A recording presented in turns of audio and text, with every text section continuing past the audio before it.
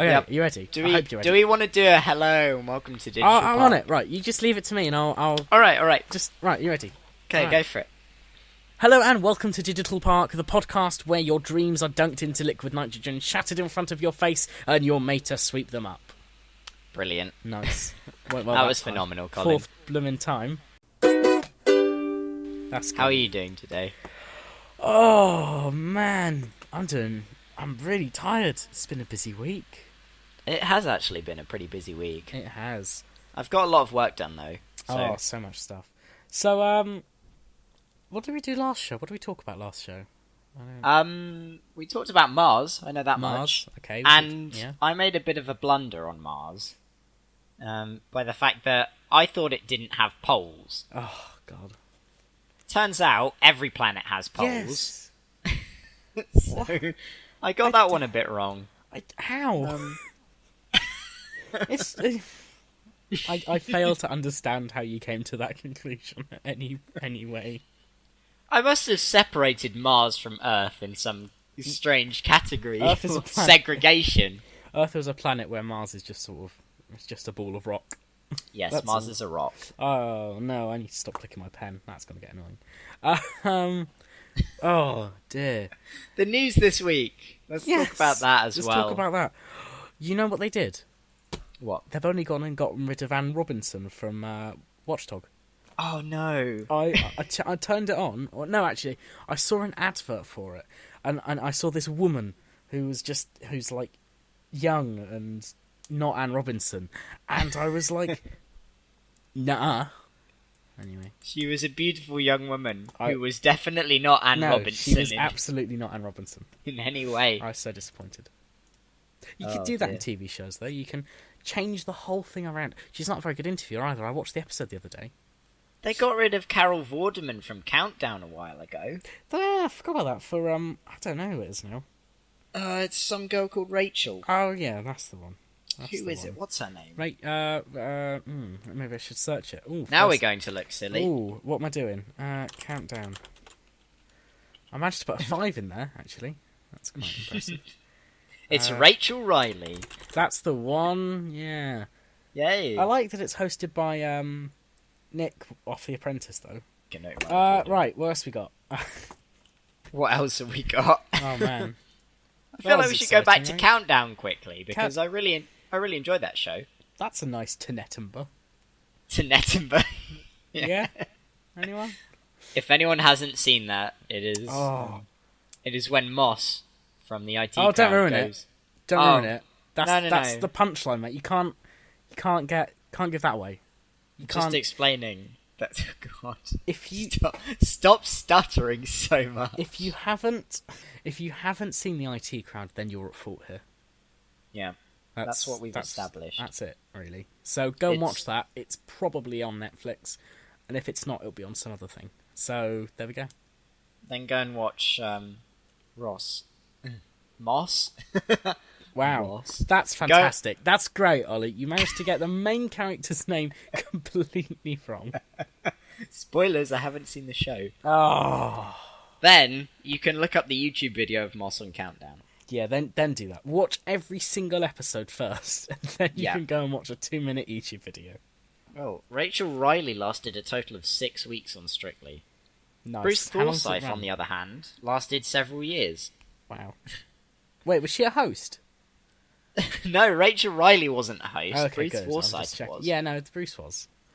Oh, They've dear. got a woman called Carol doing it now. Who's Carol. doing the after show, and then they've got there's some this woman other who woman. looks... One of them was on Watchdog about her child's dress being just destroyed by a tea light and a pumpkin. Oh yeah, that was an interesting one. That was around that's Halloween really- time, I really think, dangerous. last year. Yeah. They had a big thing on fire safety, Mm.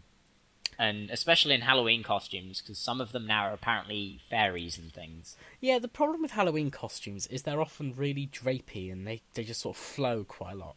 But they're also made out of really cheap fibre. You're alluding to ghost costumes in particular here, which are literally a duvet. I was on top not. of- However, they adhere to stricter fire safety precautions than other costumes. The reason they aren't held to the same fire safety standards, or weren't previously before Watch Dogs started investigating them, was because they were classed as toys rather than clothes. And obviously mattresses need much greater than that because you sleep on them at night, and often you don't know you're burning alive until the last minute when you're asleep. Until you wake up and the only place that isn't burning is your duvet. That's a very sad note, actually. I'm slightly scared that you laughed at that. We've revealed, actually, that you're a pyromaniac today, because you were talking to me about chemistry and why water isn't flammable. Why isn't water flammable? I'm going to Google that right now, because that's just, ugh. The thing is, hydrogen is obviously very combustible. Yep. And oxygen is already oxidizing it. And I only came to the conclusion that it had a very high, what's known as enthalpy of initiation or activation enthalpy. That's the one. Yeah. Oh, I need to know that as well. Look, here's a Yahoo Answers. That'll be reliable. So you didn't go and ask your chemistry teacher, did you? No, she'll think I'm an idiot. I don't want to do that. You did the smart thing and Googled it. Yes, I'm not going to ask my chemistry teacher, why isn't water flammable? That makes me sound like a moron. I don't think we really have an answer to what isn't water flammable. I'm reading it now. No, the stuff in chemistry just isn't. That's not, I mean, obviously, H is different. I mean, hydrogen on its own is different to a diatomic hydrogen, and likewise for the oxygen. Hang on. Right, Ollie, entertain them. I'm going to read this. Alright. Well, we'll move on quickly from that. So, on fire safety, I think we have to talk about flight safety, because we have an incident. I don't want to call it an incident, really. That seems kind of... It's a pretty big incident, Ollie. Oh, we need to introduce ourselves. Hi, I'm Colin. That's Ollie. Good. Carry on. Brilliant. We're only 11, 12 minutes into recording. Brilliant. So, American airline pilot actually managed to pass away because of a heart attack that was ending up being a fatal accident at the helm of the plane for American Airlines earlier this week. And they obviously put out a statement that he passed away due to a heart attack, and they had to divert the plane. The co-pilot took over, and they landed in Syracuse and got the medical teams to him, but they didn't manage to make it in time, which is a very sad incident. I believe they confirmed that he actually died on the plane whilst... they did later confirm I believe that was the case, which is a shame, but it was handled very well, I feel. So at least there's that. Also, I found out why water isn't flammable. It's because, as I predicted, it has a very high activation enthalpy. Bonds are very strong. There you go. You see? Hard to break it apart. Actually, what would it form? I don't actually know. So, there you go. There you go. That wouldn't even make sense if it was. Back to our flight safety. Wasting my time. Back to our flight safety. I feel like we have to talk about the scariest flights we've ever been on. Because I'm not actually a frequent flyer, but you are. So you must have had some scary experiences. I do go flying quite regularly to, all sorts of things. What's the scariest flight you've been on?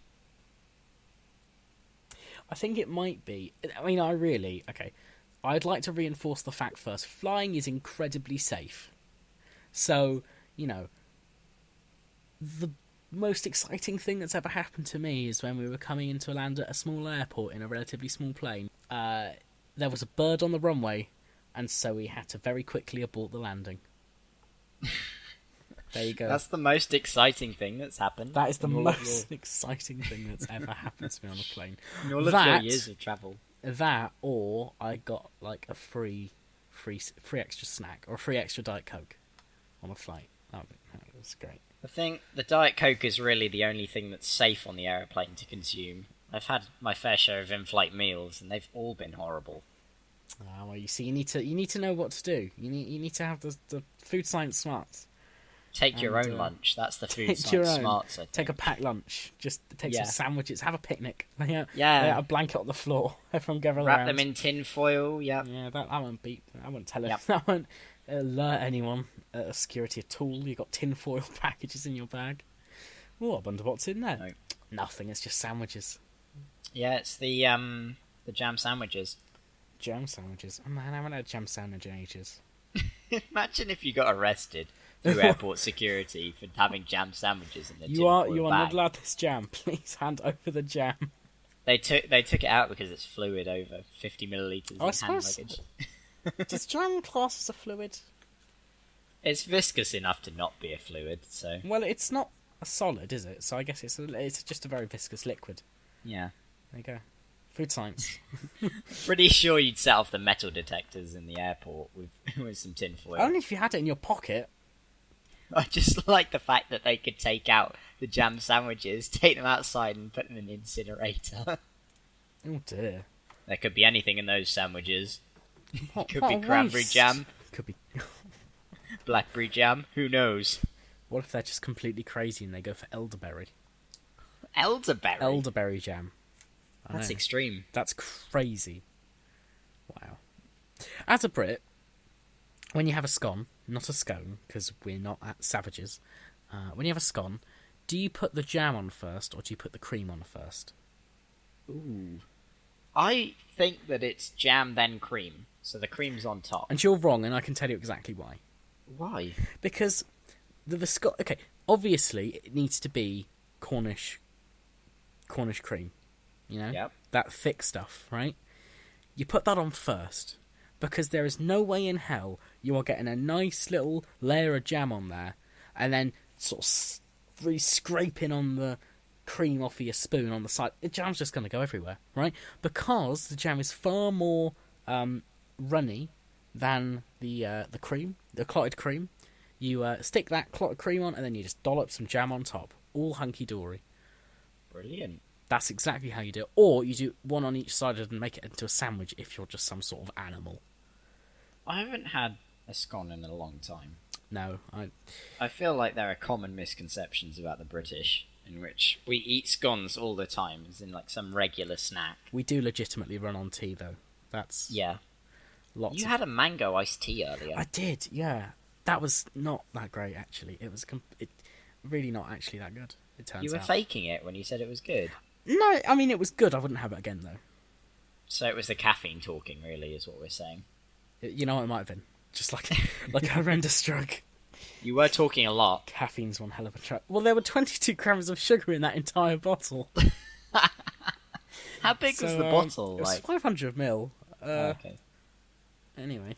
You Okay. consumed half a litre of mango iced tea. Oh, why did you just... When you say it like that, it makes me feel a little bit sick now. Because it You had, really you wasn't had that so good. much sugar diluted into that. Oh man, it really wasn't that good. Oh, It wasn't worth it, really, is what I'm saying.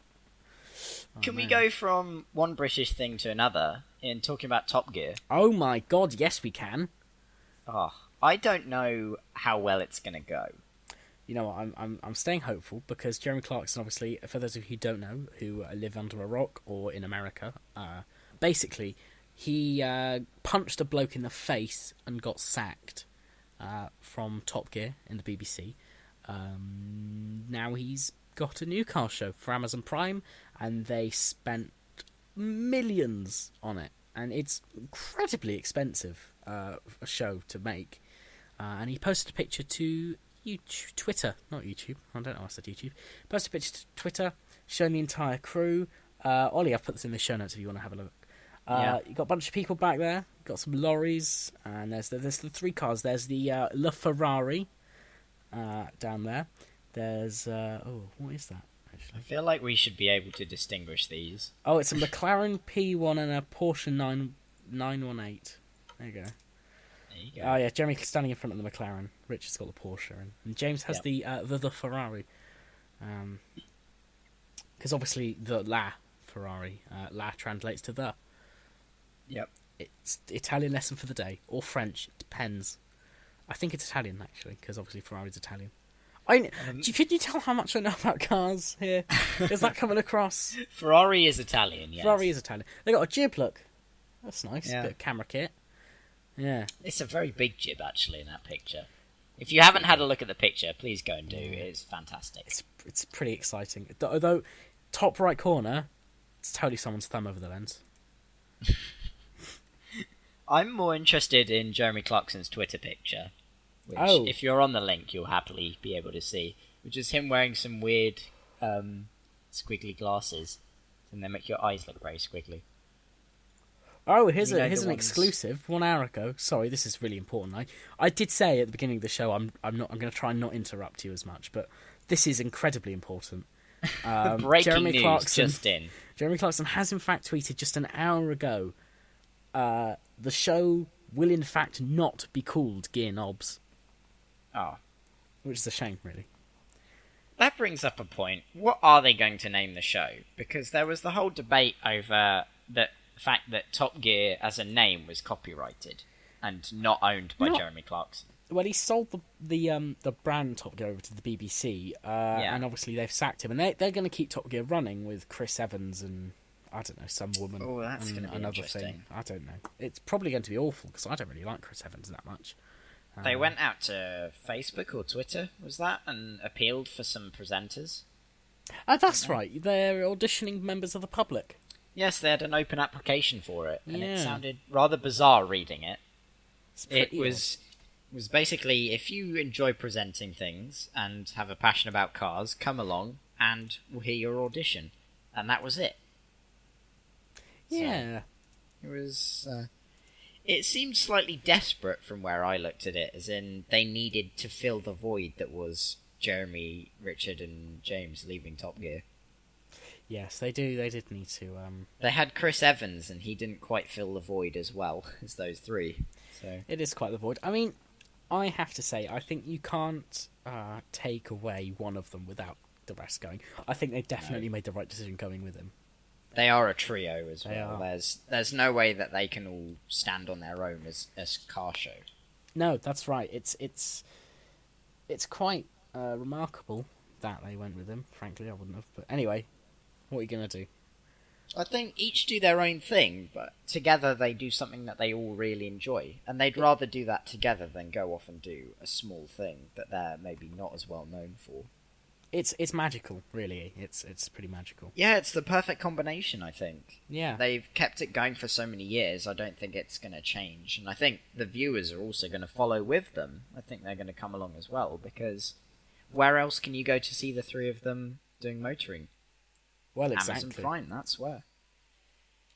I feel like moving on, we've got a very British spectrum of topics this week. I think the new James Bond coming out is going to be the next British thing. I have never seen James Bond. Oh my gosh. Ever. And I'm almost certain you must have seen That's a lie. one movie. Actually, I have to say, I did see the beginning of Skyfall on Netflix. And did you like it? I hated it, so I turned it off. Ah, why didn't you like it? Well, the fact they used the fact that some spoiler alert, well, it's hardly spoiler, it's in the first 5 minutes. Yeah. They tried to make it, suspenseful that James Bond just got shot in the face. I don't He got shot in the shoulder, Colin. Well, you know what, right? It's close enough. And either way, he wouldn't have died because he's the main bloody character. That was quite obvious, I had to admit, watching that movie. I hated that I think so you need much. to watch the good old classics. I probably do. There I do are like some John that Cleese, so, I may watch that one. There are some brilliant ones out there. Goldfinger is an absolute must-see. On a side note, why is M now a prepubescent child? I don't quite know. That's really odd. I feel like they needed to bring the role back to a modern audience, I think. They needed somebody there for the modern times. Because now that Sean Connery's gone, all of the old people that watch Sean Connery being James Bond, they're now kind of unhappy, and that's the new kids coming in, the new generation. Well, I mean, they can try. They really can, but, I think they have kind of made it quite new, because they've gone back to modern times. Because in all of the old ones, obviously, what do you mean, done in modern the times? Well, they've got Of course they hackers did and them in the things old it days. now. It was in the olden days. There wasn't The really one this... filmed in the 70s is set in the 70s because it was filmed in the 70s. When they brought Daniel Craig in, they were sort of running low. So I think they're now coming back to a more modern audience, and so they brought down a lot of the characters down to newer people. Because then they've got rid of some of the old actors. Judi Dench is now gone. Is she? Yeah. Shocker. Spoilers, really. if you haven't seen Skyfall. Judi Dench dies at the end. Oh, yeah. And so they get a new M. Or a new Q, I think. MQ, I think Q I'm not is really the technical one, and M Who's is that, the... that prepubescent child? Who's playing... What character is he playing? I think he's playing Q, because Q's the master of all of his gadgets. Boy. Alright, I'll have to look this up. I don't know. I literally know so little about James Bond, it's pretty much laughable. Yeah, M is the person who is in charge, basically. And then Q sends him all of his gadgets. I mean, the film looks interesting enough from the trailer, but, you know, I am glad they still have the MGM Lion. That's nice. I think Goldfinger's the one that you want to watch, because that's a really old classic. Well, you know what, if I get time, and I get round to it, I will go ahead and I will watch your Bond film, and I will... I will watch your film, Mr. Bond. Wow. Yeah, I'll do that. Let's talk about the new one quickly, before we wrap this up. Go on. I like the new one. I like the look of it. Okay. I feel like they've modernised it a lot. I really love the new Aston. It looks amazing. And I like the fact that car gadgets are a thing now. Were they not a thing before? They were a thing before, but they sort of cut them out of the most recent one because he didn't have his car that much. Because, again, we're touching on Skyfall here. He comes back from kind of the dead, if you will, or having disappeared, gone missing in action. And everyone's all surprised and things like that. That's basically James Bond in a nutshell. Skyfall. But he doesn't really get the car because they can't authorise him with gadgets and things. He just gets sent out to kill someone. Nice. What a plot. I think it makes a token appearance, but it's more of a cameo than a main part. A cameo of a car. What a plot line. Well, the car felt like a real entity that was with him all the time. It was like his sidekick almost. And it was really awesome. It had all these gadgets and things like that, and the ejector seat and things. It was phenomenal. It made you want to buy an Aston Martin, which is the best piece of marketing they could have ever done. Teledildonics. Yeah. Let's Are you familiar talk about with this news article?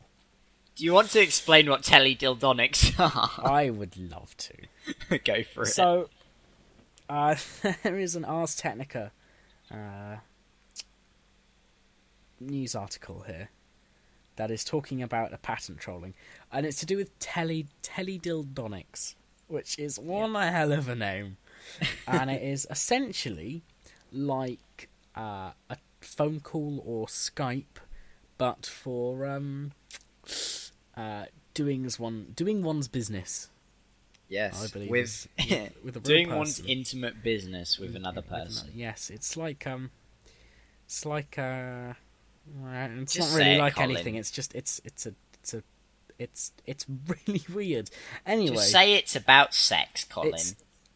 it is about sex, but it is more so about sexing, where with the absence of a co-sexer. When you're far away from your partner, and when you've got lonely nights, And you want Teledildonics is there for you. When you want to be sexed and there's no one to sex you. Teledildonics. What We a should do their tagline. slogan. We should. If Anyway. you added a little jingle in there, it would be perfectly fine. Teledildonics is your friend. If you want to be sexed and there ain't no one to sex you, follow our link till Teledildonics. Buy it now. Buy it now. Oh my god, I need to cut that whole thing. No, that's great. include that. Keep that in. Anyway, the news article is less about sexing a robot and more about that's what it is. It's two people sexing a robot, and they're translated, and their movements, I suppose, are translated to one another. Anyway, Kickstarter is a massive platform, a crowdfunding platform, where a lot of these cyber sex products, as it were, are trying to get funding from backers. And what's happened is a firm has decided to set out a patent against them of saying, "Oh, it was our idea, so you can't have it," and they wanted them to pay out quite a considerable sum, but Kickstarter, the company, have just somewhat poo-pooed it and just shoved it to the side, frankly. Yeah. Well, actually, they didn't shove it to the side. They sort of said, "Well, are you serious about this?" And they turned around and looked at them and went, "All right then." And the company decided that after saying, "Oh, we just want a quick amount of money out of you and we'll go away," instead of taking this to court, Kickstarter then turned around and went, "All right, we'll see you in court," at which point they decided they'd back down. Shocker, because they really didn't have the rights to 600,000 products that were on Kickstarter, or so is alleged. Yeah, it's for pretty for sexual content. That's really the 600,000. There was so many that they didn't think they would win.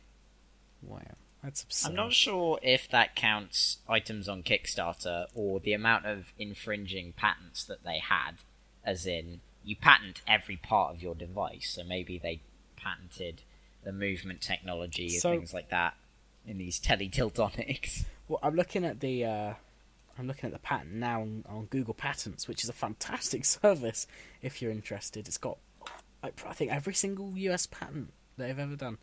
Anyway, it is mostly the transfer of data. So it is looking at how they interface with the computer and how they interfaces with a network and then to another computer and then off to another cyber sex product, as it were. And that seems to be what... So they're patenting the broad idea of it. Yeah, that's quite difficult to patent, because you've got the fact that you're communicating and transferring a lot of data, and it's all transferred the same way. It's through a single network, which is the internet, I assume. Unless they want to open up their own private cyber-sexing network. How would you like to see... or just look at the left-hand side of this flowchart. Alright. Sorry, right-hand side of this flowchart. You might want to cut this bit out. Nah, it's alright. Oh, God. I think... What we're looking at currently, if you can't tell, we may not include this in the overall We shouldn't description. say most of these words. But No. what we can say is there is a number of sexual acts there. And they're in if boxes, decision boxes in a flowchart. The little... I have to say, it's the first time I've seen that sort of thing in a flowchart. I don't know about you, Ollie. There's a nice little flowing diagram which shows all of the inputs that for the system. Here we go. Some of them are quite vulgar. I can talk you through the process. Start app. Here you go, step 1. Next step, display UI. Wait for user to select input device and stimulation device. And then it selects which version it is. And it sets up device profile. And the screen options, and then it does the whole business, and it'll loop back around to display UI if you've entered an invalid result. I'm amazed they have a UI and a device profile. That seems amazing. I don't think this means they've actually designed it. It's merely patents are just ideas, really, isn't it? It's an intellectual property at the end of the day. And that's when we start to get into really awkward copyright law, which is the worst written law and most obscure and vague thing I've ever seen. It's sort of a grey area of law, the Super. Copyright and Patents Act. Oh, here's another one with various sexual acts on them. Just the 3 options, really. I'm amazed how in-depth this is. This is in-depth for sex over the internet. Well, to set a patent, you have to have some sort of law set out. You have to fit some priorities. Yeah. I'm gonna have a look Do you at. think this will ever catch on to be a thing in the future? People will just be sexing over the internet. Intercourse actually won't happen between a man and a woman. It will just happen between a computer. Internet intercourse. People already do it now with sexting, though, That's not sexting. That's not sexing, though, is it? That's just. This is sexting on a whole new level. Look at me. I'm pulling my trousers down. That's not. What's that? But people send nude pictures of themselves to each other. That's not sexting. I know this is a thing because not that I've received any. No, but you've I sent know loads, of people right? sending them. You sent loads. No, I haven't sent any to anyone. Database. There's a huge database online. Just go to www. NSA.com. NSA.com/. Please do not follow that URL. I bet they have NSA have a website.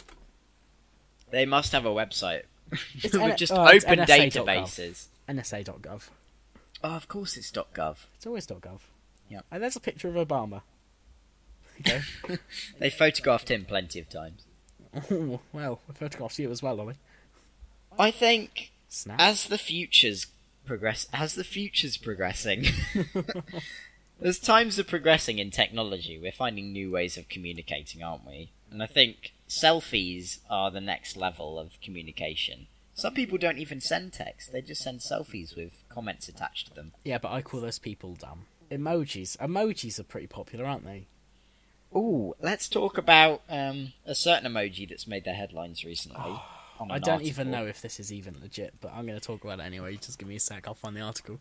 I'm not sure it's a thing. I wasn't expecting to talk about this. I thought we should avoid these sorts of issues, to be brutally honest, but you know what? It's happening now. People are angry at the aubergine. People are angry at the eggplant emoji, as it was commonly referred to in America, or the aubergine emoji, as it is over here. I like the idea of calling it an eggplant. It sounds really funny. I'm going to put this in the show notes, just so we can see it if you want. Yeah. You can actually see what it looks like if you open up your phone, because I'm certain on your smartphone you will have this emoji somewhere. I actually can't find it, although I don't have an iPhone, so I don't have emoji. Popular messaging services actually apparently have this emoji, and use it for a lot of different purposes. I've been told that gratuitous messages are sent with this emoji.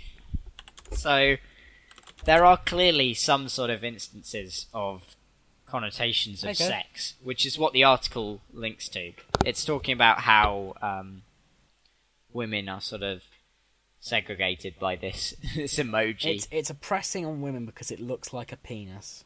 Yeah. There The you go. aubergine, a vegetable commonly known as an eggplant, if you're in the Americas, is apparently oppressive in its use of emoji form. My last thing that I want to talk about is meal times. And you brought up scones, which kind of relates to this. A lot of people are snacking nowadays. Very British.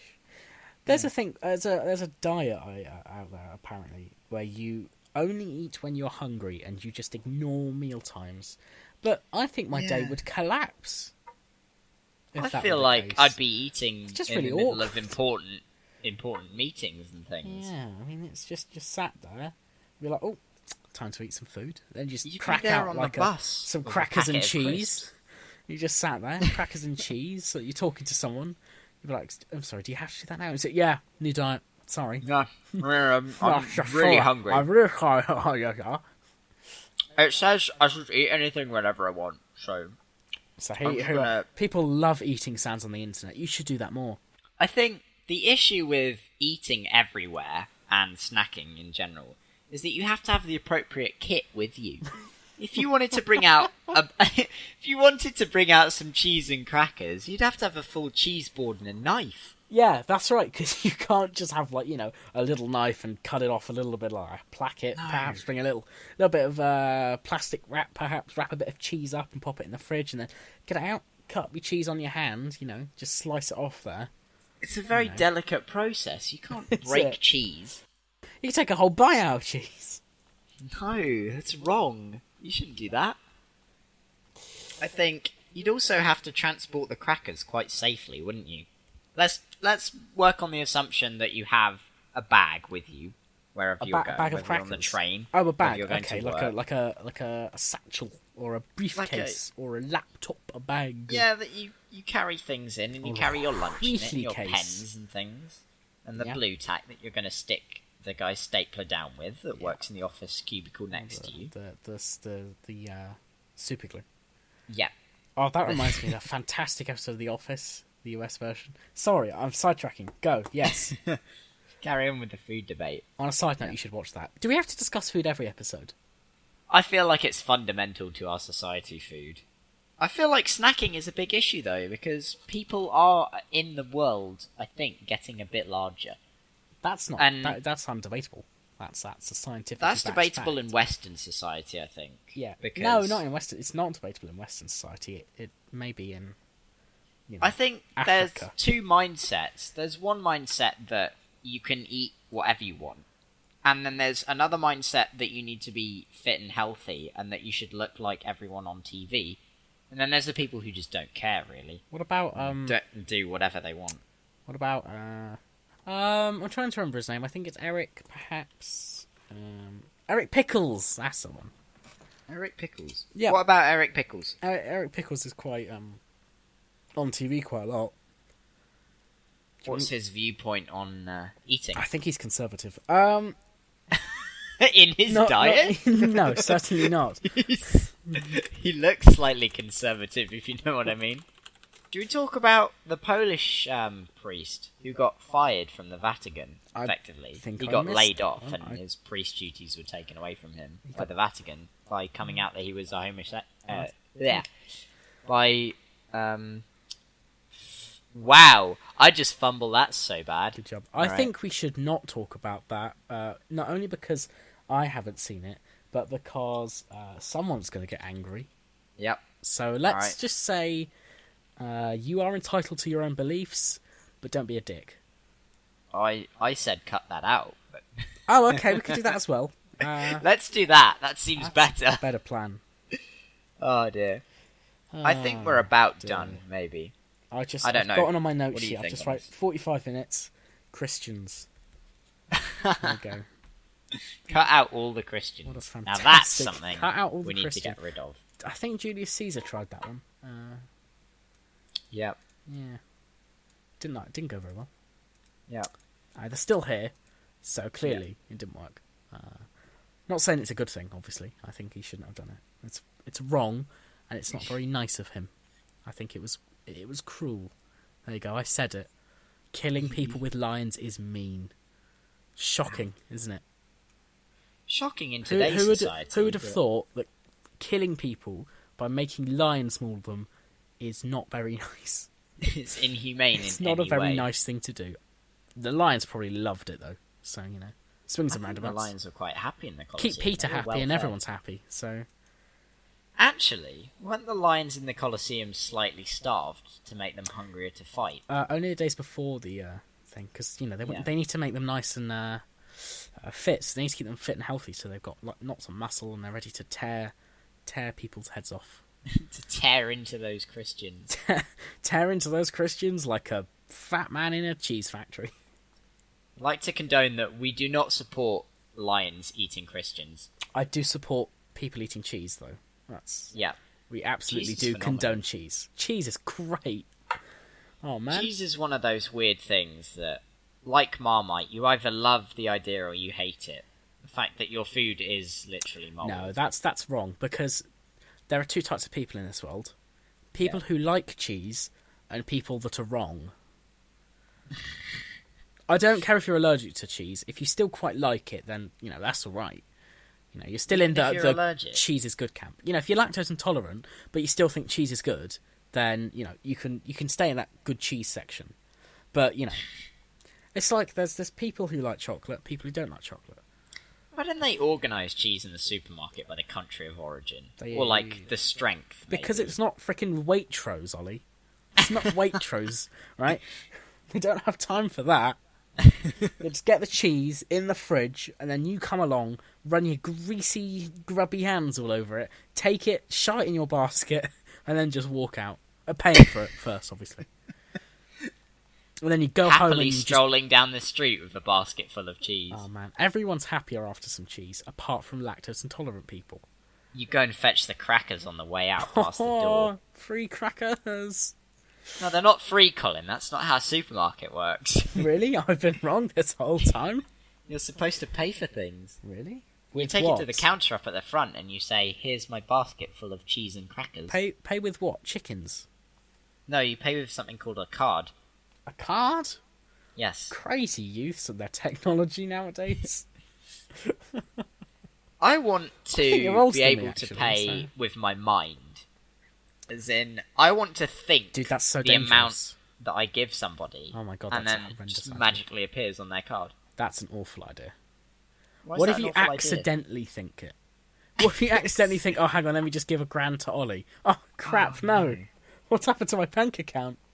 No, you could Yeah? have like an authorization, maybe.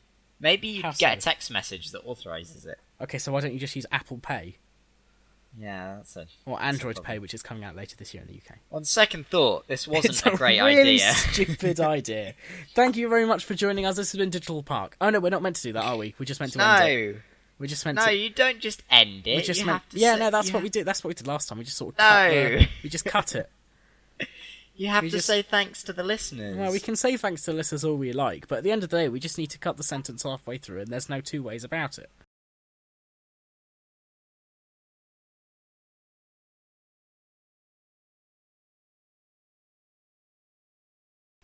Yeah. Oh, I just got a reminder from saying that we should start recording. Nice. Okay.